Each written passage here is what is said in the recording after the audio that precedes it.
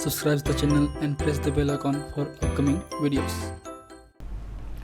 Hello friends, welcome to my channel Pharmacology Concepts by Rajesh Chaudhary, and in this video I will discuss about the lungs volume and capacities and the artificial respiration and their methods.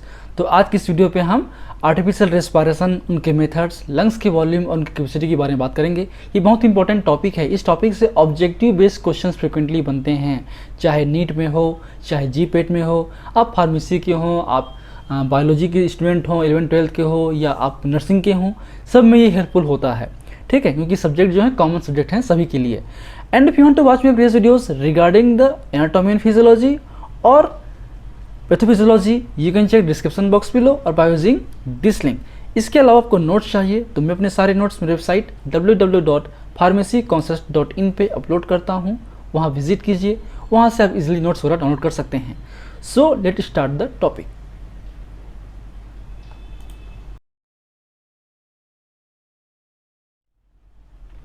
So lungs volume and their capacity, ये बहुत ही important topic है। इस topic से ही frequently आपके GPAT या NIPER या फिर आपके जो नीट एग्जाम है उसमें क्वेश्चंस पूछते हैं कि हमारा लंग्स की कितनी कैपेसिटी है, कितना वॉल्यूम वो रिटेन कर सकता है, कितना आपका टाइडल वॉल्यूम है, कितना आपका इंस्पिरेटरी रिजर्व वॉल्यूम है, ये सब हम देखने वाले हैं। So first is the breathing rate. Breathing rate होता कितना है, तो जो नॉर्मल एवरेज कंडीशन की बात करें एडल्ट पर्सन पे, हेल्दी पर्सन पे, वो होता है आपका 15 पर मिनट, या फिर बात करें 15 to 20 पर मिनट, है ना। ये आपका नॉर्मल एवरेज है। इंडिविजुअल पर्सन पे अलग अलग हो सकते हैं वैल्यूज़। इन्फेंट का अलग हो सकता है, चाइल्डहुड का अलग हो सकता है, एल्डर का अलग हो सकता है। अगर आपको डिसीज़ है तो अलग हो सकता है, लेकिन आप हेल्दी हैं, एडल्ट हैं, तो इस रेंज में आपका ब्रीदिंग रेट होता है। ठीक है, अब बात करें नेक्स्ट पॉइंट है आपका एनाटॉमिकल डेड स्पेस। कितना एक डेड स्पेस हमारे लंग्स में होते हैं, ठीक है, जिसका जो वॉल्यूम है यूज़ नहीं होता, उतना एयर हम इंटेक रखते ही हैं बट वो यूज़ नहीं होता, हमारी जो रिस्पिरेशन प्रोसेस उसमें यूज़ नहीं होता, वो होता है आपका 150 ml, याद रखिए। ठीक है, फिर नेक्स्ट है टाइडल वॉल्यूम, मतलब कितना हम नॉर्मल रेट में इंस्पायर और एक्सपायर करते हैं, मतलब इनहेल और एक्सेल करते हैं। This is the amount of air passage into the and out of the lungs during the each cycle of breathing. Breathing के हर साइकिल पे हम कितना अमाउंट ऑफ जो एयर है उसको इनहेल कर सकते हैं, या इनहेल करते हैं या एक्सेल करते हैं। नॉर्मली हम करते हैं 500 ml at the rest. Resting condition में हम जब आराम से बैठे हैं, सो रहे हैं, उस कंडीशन में अप्रोक्सीमेटली जो है 500 ml हम लोग इनटेक और आउट करते हैं। लेकिन हम इसके अलावा भी और कर सकते हैं, इसको बोलते हैं इंस्पायरेटरी रिजर्व वॉल्यूम। इसके अलावा मतलब इसके बियॉन्ड, है ना, भी हम कुछ और अगर हम फोर्सफुली इंस्पायर करें तो मैक्सिमम कैपेसिटी लगाएंगे, तो आपका जो 500 ml तो हम लोग इंटेक कर सकते ही हैं नॉर्मली, उससे भी प्लस 3.1 लीटर, ठीक है, भी हम इंस्पायर कर सकते हैं। और ठीक है, this is the extra volume, extra है ना, इसके अलावा extra volume of the air that can be inhaled into the lungs during the maximal inspiration capacity I over and above the normal tidal volume. ठीक है, अब next term से आपका inspiratory capacity, कुल कितना आपका कैपेसिटी है, तो ये होता है आपका टीवी प्लस IRV। हम 500 तो ले सकते हैं इजीली, है ना, उसके अलावा हम 3.6 लीटर मतलब 3600 ml, है ना, तो अप्रोक्सीमेटली 3.1 IRV। ठीक है, तो कितना हो गया 3.6 लीटर, है ना, जो वैल्यू है होता है 3.6 litre. This is the amount of air that can be inspired with the maximal effort. It consist of the tidal volume plus inspiratory reserve volume. ठीक, क्लियर है। चलिए नेक्स्ट आपका एक्सपायरेटरी रिजर्व वॉल्यूम, हम कितना जो है एक्स्ट्रा हम 500 तो करते ही हैं, उसके अलावा कितना और कर सकते हैं, वो है आपका 1.2 लीटर। ठीक, this is the largest volume of the air which can be expelled from the lungs during the maximal expiration. फिर रेसिडुअल वॉल्यूम 1.2 लीटर, इतना रिजर्व रहता है हमारे लंग्स में। This can not be directly measured but it is the volume of air remaining in the lungs after the forced expiration. ठीक है, इतना बचता ही है। ठीक है, अगर हम फुली इंस्पायर करें फिर उसको छोड़ेंगे तब भी इतना अमाउंट बच जाता है। फिर है vital capacity. This is the maximal volume of the air which can be moved into the and out of the lungs. कितना आप कैपेसिटी होती है लंग्स की, तो TB plus IRV plus ERV। तो अप्रोक्सीमेटली जो है ये होता है, इसका जो वैल्यू आ गया वो होता है आपका 4.8 लीटर जो हमारी वाइटल कैपेसिटी होती है। ठीक है, इतना हम एयर को मूव कर सकते हैं, मूवमेंट इनका होता है, फ्लो होता है। टोटल लंग कैपेसिटी की बात करें TLC, this is the maximal amount of the air that lungs can be hold, कितना आपका लंग्स होल्ड कर सकता है। This is the VC plus RV, है ना। तो जो VC कितना है 4.8 लीटर और RV कितना है 1.2 लीटर, हो गया 6 लीटर। तो 6 लीटर तक हमारा जो लंग्स हैं वो स्टोर रख सकता है। ठीक, तो ये बेसिकली आपका ग्राफ है, देख सकते हैं हम लोग। ये बेसिकली नॉर्मल टाइडल वॉल्यूम में 500 ml का है। इतना हम एक्स्ट्रा जो है इंस्पायर कर सकते हैं, जो होता है 3.1 लीटर। ठीक है, फिर आपका एक्सपायरी रिजर्व वॉल्यूम, ठीक है, इतना तो हम लोग जो है एक्सपायर कर सकते हैं, प्लस इतना और एक्स्ट्रा। तो ये हो गया आपका एक्सपायरी रिजर्व वॉल्यूम। ठीक, ये जो कंप्लीट है वो है आपका वाइटल कैपेसिटी, इतना हम लोग मूवमेंट होते रहता है। ठीक है, अब ये जो कंप्लीट है रेसिडुअल वॉल्यूम्स, ये पूरा होता है आपका टोटल लंग कैपेसिटी 6 लीटर का, याद रखिए, है ना। सब याद रखिए, वैल्यूज़ जो हैं आप याद रखिए, ये वैल्यूज़ बहुत इंपॉर्टेंट हैं जीपेट वगैरह में, या ऑब्जेक्टिव क्वेश्चन इससे बनते हैं सारे से। फिर नेक्स्ट आपका एल्यूलर ventilation, this is the volume of the air that moves into the and out of the एल्यूलर पर मिनट। ये एल्यूलाई से कितना एयर इन हो रहा है और आउट हो रहा है। तो AB is equal to TB minus anatomically dead space plus into respiration rate.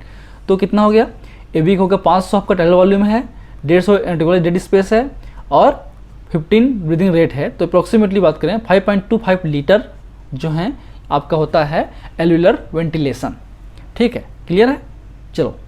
चलिए अब आते हैं हम लोग नेक्स्ट टॉपिक की ओर, वो है आपका artificial respiration and resuscitation methods. मतलब हम किस तरीके से आर्टिफिशियल के थ्रू रेस्पिरेशन को या श्वास को हम पुनरुत्थान या दोबारा स्टार्ट कर सकते हैं, वो है आपका artificial respiration and their methods. ठीक है, तो basically artificial respiration breathing includes some manipulative techniques when natural respiration has ceased or faltering. Such techniques, if applied quickly and properly, we can prevent some death from the drowning, choking, strangulation, suffocation, carbon monoxide poisoning and electric shock. तो अगर किसी कारणवश, है ना, suffocation हो गया है या चोक हो गया है या आपके कार्बन डाइऑक्साइड पॉइजनिंग हो चुका है, कार्बन मोनोऑक्साइड पॉइजनिंग हो चुका है, इलेक्ट्रिक शॉक की वजह से अगर आपको सांस रुक जाता है, आपके श्वास नली चोक हो जाते हैं, रेस्पिरेशन बंद हो जाता है, तो हम उस रेस्पिरेशन को दोबारा मैनिपुलेटिव टेक्निक से, मैकेनिकल टेक्निक्स के थ्रू स्टार्ट कर सकते हैं, रीस्टार्ट कर सकते हैं एक तरीके से। उससे हम बोलते हैं artificial respiration and resuscitation methods. ठीक है, and this is by the including the artificial respiration consist chiefly 2 main action. ये 2 मेन एक्शन पे काम करते हैं। First is the stabilising the and maintaining the open air passage from the upper respiratory tract, mouth, throat, pharynx to the lungs, and second is the exchanging the air and carbon dioxide in the terminal air sacs of the lungs while that heart is still functioning. ठीक है, अगर किसी कारण से heart चोक हो गया है तो पहला काम यह है कि हम जो हमारा लंग्स काम करना बंद कर चुका है उसको दोबारा एक्टिव करना है। ठीक है, ताकि हम लंग्स को हमारे आर्टिफिशियल के थ्रू हम एयर को जो है आपके मुंह, लेरिंग्स फेरिंग्स होते हुए आपके लंग्स तक पहुंचा सकें ताकि रेस्पिरेशन शुरू हो सके।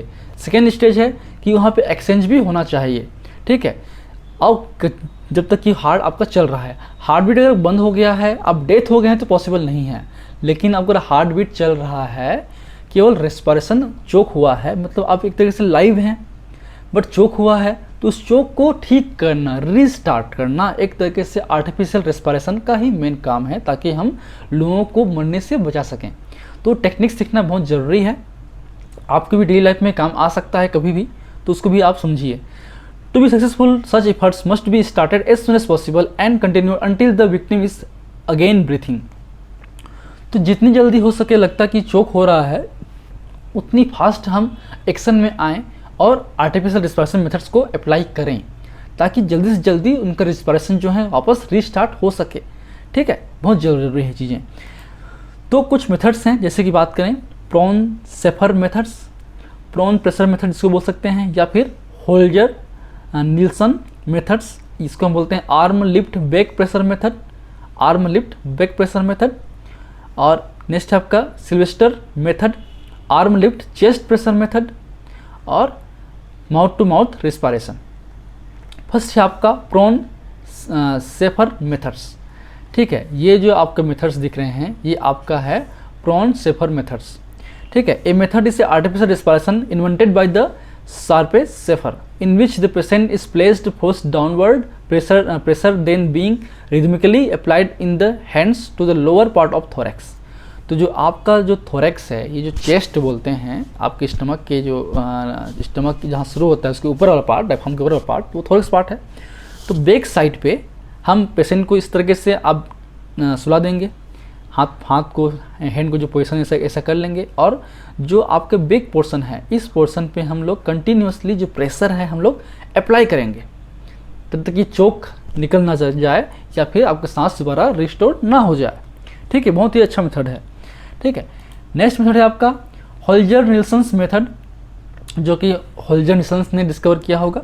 Arm lift back pressure method, इसमें भी हम आर्म को लिफ्ट करके बैक पे प्रेशर अप्लाई करते हैं। तो सेम जैसे देख सकते हैं हम लोग आर्म को इस तरीके से प्लेस करते हैं, फिर आपके इस बैक पोजीशन पे जो है हम लोग जो प्रेशर है वो अप्लाई करते हैं, वापस स्ट्रेट करते हैं, फिर वापस डाउन करते हैं, फिर इसमें प्रेशर आपके अप्लाई करते हैं।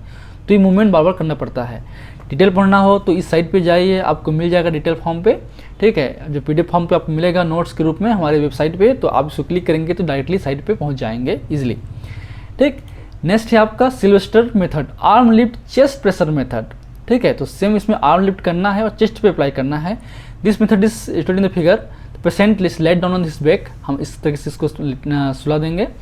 His arm are grasped above the wrist, arm को इसके रिस्ट के हिसाब से ऊपर की ओर खींचेंगे। खींचने के बाद drawn first upward then they above the head until the touch is the floor. उठाने के बाद इसको हम लोग बेंड करते हैं, हेड की ओर लाते हैं और कम्प्लीटली बेंड करते हैं कि फ्लोर पे वो टच हो जाए। उसके बाद वापस उसको डालते हैं यहाँ पे चेस्ट पे और प्रेस करते हैं, then apply the pressure. Then they are brought back to the chest and pressure is extracted in the downward direction. ठीक है, तो ये अब मेथड आपका सिल्वेस्टर मेथड्स हैं आपका। ठीक है, नेक्स्ट है आपका माउथ टू माउथ मेथड, जो पता ही होगा आपको कि हम माउथ से, हमारे माउथ के थ्रू हम एयर को पास करते हैं ताकि जो आपका लंग्स हैं वो काम कर सके, दोबारा रिस्टोर हो सके। तो ये आपके कुछ मेथड्स हैं जो कि बहुत ही इंपॉर्टेंट हैं। ये डेली लाइफ में कभी भी किसी को भी ज़रूरत पड़ सकता है, तो उसको आप ज़रूर ट्राई कीजिएगा। बहुत सारे साइट्स भी हैं, वेबसाइट वगैरह हैं, आप उसको सर्च कीजिए, वहाँ पे प्रॉपर्ली उसको सिखाया जाता है। सो these are the basic things about the respiratory system, and if you like my videos please press the like button, share with your friend, and any feedback please comment on the comment section, that motivates me for the coming videos। इस topic का notes जल्दी ही site पे upload हो जाएगा। अगर आप video देख रहे हैं तो आप आज ही देख सकते हैं वेबसाइट को, या फिर कल आप देखिएगा तो आपको मिल जाएगा। ठीक है, so thank you, keep watching.